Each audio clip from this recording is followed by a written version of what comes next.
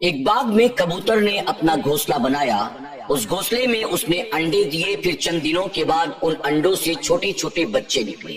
एक दिन जब कबूतर अपने घोंसले में मौजूद नहीं था, दाना चुनने के लिए वहां से दूर गया हुआ था, तो बाग में बाग का मालिक अपने बेटे के साथ आया।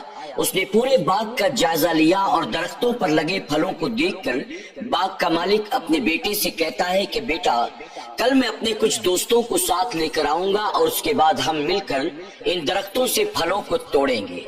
ये कहकर बाग का मालिक अपने बेटे के साथ वहां से चला गया। जब शाम के वक्त कबूतर अपने घोंसले में वापस आया तो उसने देखा कि उसके बच्चे बहुत ज्यादा परेशान थे। बच्चों को परेशान देखकर कबूतर ने उनसे पूछा कि बच्चों, क्या बात है, तुम इतना ज्यादा परेशान क्यों हो? तो बच्चों ने बताया कि माँ, हमारा आशियाना उजड़ने वाला है, हमें कहीं और रहने का इंतजाम करना होगा। कबूतर ने हैरत से पूछा कि आखिर तुम ऐसा क्यों कह रहे हो? तो बच्चों ने पूरी रुदात सुना दी। आज दोपहर के वक्त बाग का मालिक अपने बेटे के साथ आया था और उसने दरख्तों पर लगे फलों को देखकर ये कहा, कल मैं अपने दोस्तों के साथ आऊंगा और आकर फलों को तोड़ूंगा। अब अगर वो लोग फलों को तोड़ेंगे तो ऐसे में हमारा घर भी उजड़ जाएगा। हमें कल से पहले पहले ही अपना कोई और कहीं इंतजाम करना होगा। इस पर कबूतर ने मुतमईन होकर जवाब दिया, बच्चों, तुम्हें परेशान होने की कोई जरूरत नहीं है, हमारा आशियाना कोई उजाड़ने वाला नहीं है। इस पर बच्चों ने दोबारा कहा कि माँ, कल बाग का मालिक अपने दोस्तों के साथ आने वाला है, फलों को तोड़ने वाला है, ऐसे में हमारा आशियाना तो उजाड़ दिया जाएगा।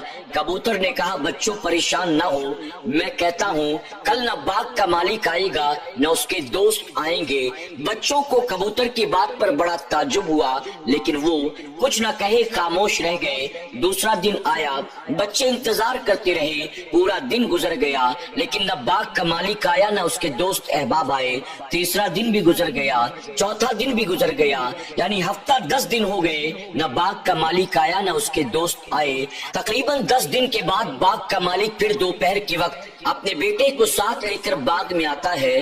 कबूतर उस वक्त बाग में मौजूद नहीं था, घोंसले में सिर्फ बच्चे मौजूद थे। बाग के मालिक ने तमाम दरख्तों का और दरख्तों पर लगे फलों का जायजा लिया और जायजा लेने के बाद अपने बेटे से कहने लगा, बेटे, फल पूरी तरह से तैयार हो गए हैं, अब अगर इन्हें तोड़ा न गया तो ये खुद ब खुद नीचे गिर जाएंगे और सब खराब हो जाएंगे, हमारी पूरी मेहनत जाये हो जाएगी। मैंने अपने दोस्तों से कहा तो था, लेकिन मेरे दोस्त सिर्फ वादे पर वादा करते हैं, टाल मटोल करते हैं, वो आने के लिए तैयार नहीं है।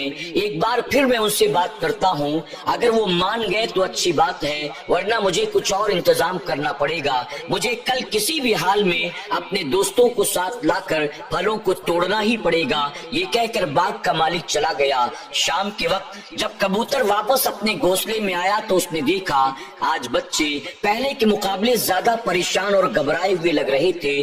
कबूतर ने बच्चों से पूछा, आखिर बात क्या है? तो बच्चों ने फिर से पूरी कहानी सुना दी। आज बाग का मालिक आया था और कह रहा था, कल किसी भी सूरत में अपने दोस्तों को लेकर आऊंगा और बाग के फलों को तोड़ूंगा। अगर अब भी फलों को न तोड़ा गया तो ये पक कर नीचे गिर जाएंगे और सब खराब हो जाएगा, हमारी पूरी मेहनत जाये हो जाएगी। हमें लगता है बाग का मालिक कल किसी भी सूरत में आकर रहेगा, फलों को तोड़ कर रहेगा। माँ, हमारी खातिर कहीं और रहने का इंतजाम जल्द से जल्द करना होगा।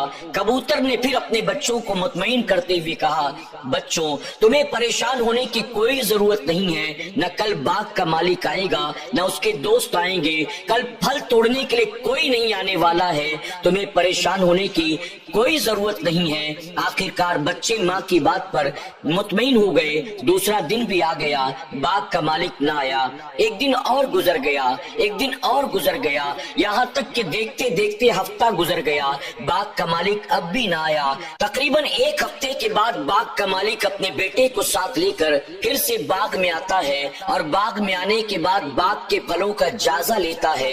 कबूतर उस वक्त बाग में मौजूद नहीं کا۔ اب باغ کا مالک اپنے بیٹے سے کہتا ہے بیٹے پھل ایک دم تیار ہو گئے ہیں، اب ایک دن بھی انتظار کرنا اپنے مال کو جان بوجھ کر ضائع کرنے کی طرح ہوگا۔ میں اپنے دوستوں کے چکر میں اب تک انتظار کرتا رہا، میرے دوست جھوٹے ہیں، وعدہ خلافی کرتے ہیں، ٹال مٹول اور بہانے بازی کرتے ہیں، ہر دن یہی کہتے ہیں کل چلیں گے کل چلیں گے کل چلیں گے۔ اب اگر میں ان کے انتظار میں بیٹھا رہا میری پوری محنت ضائع ہو جائے گی، میری پوری فصل برباد ہو جائے گی۔ اب بیٹے کل صبح ہم دونوں آئیں گے اور ہم دونوں اپنے طور پر جتنے پھل توڑ سکتے ہیں ہم خود ہی توڑیں گے، اب ہم کسی اور کا انتظار نہیں کریں گے۔ یہ کہہ کر باغ کا مالک اپنے بیٹے کو ساتھ لے کر وہاں سے چلا گیا۔ شام کے وقت جب کبوتر واپس اپنے گھونسلے میں آیا بچے پریشان تھے۔ کبوتر نے اپنے بچوں سے پوچھا کہ آخر کیا بات ہے؟ بچوں نے پوری کہانی سنا دی۔ آج باغ کا مالک پھر آیا تھا۔ آج باغ کے مالک نے کہا اب ہم کسی اور کے آنے کا انتظار نہیں کریں گے، ہم کل خود آئیں گے اور ہم پھلوں کو خود اپنے ہاتھوں سے توڑیں گے۔ اب ماں بتا ہمیں کیا کرنا ہوگا؟ باغ کا مالک کل آئے گا کہ کل بھی نہیں آئے گا؟ اس پر کبوتر نے کہا بچوں اب ہمیں کل صبح ہونے سے پہلے پہلے اپنا کہیں اور انتظام کرنا ہوگا، اس کی وجہ کہ کل باغ کا مالک یقیناً آئے گا اور کل آ کر اپنے بیٹے کے ساتھ مل کر وہ پھلوں کو ضرور توڑے گا۔ اس پر کبوتر کے بچوں نے حیرت سے کبوتر سے کہا ماں پہلے 2 مرتبہ تو نے کہا کہ باغ کا مالک نہیں آئے گا تو واقعی وہ نہ آیا، اور کل کے تعلق سے تو پورے یقین کے ساتھ کہتی ہے کہ وہ ضرور آئے گا، آخر ایسی کیا بات ہے؟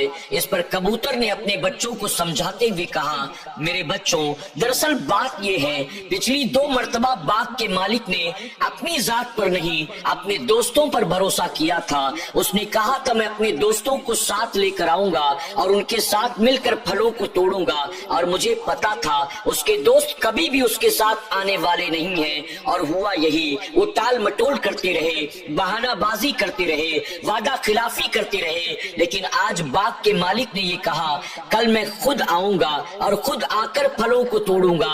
تو میرے بچوں کل وہ یقیناً آئے گا۔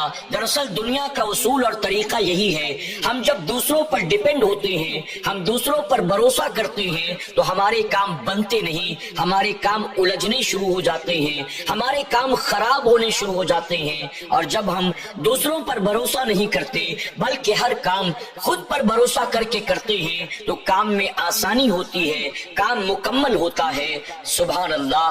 ناظرین اکرام ہمارا اور آپ کا بھی اکثر یہی معاملہ ہے، ہم بھی اپنے اوپر کم اور دوسروں پر زیادہ بھروسہ کرتے ہیں۔ فلاں سے کہہ دوں گا وہ یہ کام کر دے گا، فلاں آ جائے تو یہ کام کروا لوں، فلاں چلا جائے تو اس کو یہ کام کہہ دوں۔